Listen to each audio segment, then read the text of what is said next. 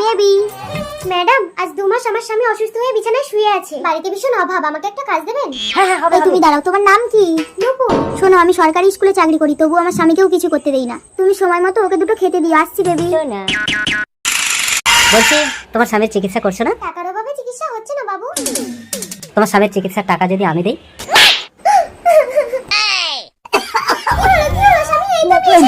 আমি বাঁচতে চাই। তুমি বাঁচবে স্বামী, যত কষ্ট হোক আমি তোমাকে বাঁচাবো। ম্যাডাম যা। আরে কি হলো উজ্জ্বল? এই কি হয়েছে রে? জানি না ম্যাডাম। জানি না? তোদের মতো কাজের মহিলাদেরকে ভালো করেই জানা আছে। ফাঁকা ঘর পেয়ে তুই আমার স্বামীকে পটানোর চেষ্টা করছিলি? না তো যা, দাদাকে চাটা দিয়ে আয়। বাবু চা। আমি ঠান্ডা চা খাবো? বাবু আমি জানি আপনি কেন এরকম করছেন। আপনাদের বাড়ি আমি আর কাজ করব না। এখনই 5 লাখ টাকা লাগবে, অপারেশন না করলে আপনার স্বামীকে বাঁচানো যাবে না। টাকার চিন্তা করবেন না ডাক্তার বাবু, আপনি অপারেশনের ব্যবস্থা করুন। আরে আমার সব টাকা তো তোমার, তুমি ইচ্ছে মতন খরচা করবে। আসি। বাই। বাবু আমাকে 5 লাখ টাকা দেবেন? এসো তুমি। বাবু এতে তো 5000 টাকা আছে। ওটাই তোর দাম। খতম। আজ স্কুল হবে না। হেই ডাইনি, তুই আমার স্বামীকে মেরে ফেলেছিস।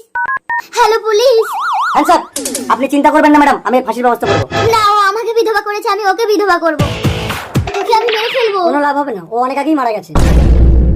স্বামী, ডাক্তার। আপনি সময় মতো টাকাটা আনলে আমি অপারেশনটা করে ফেলতাম। মানে? মানে আপনার স্বামী এর অসুস্থতার সুযোগ নিয়ে এই মেয়েটিকে ব্যবহার করে ঠকিয়েছে।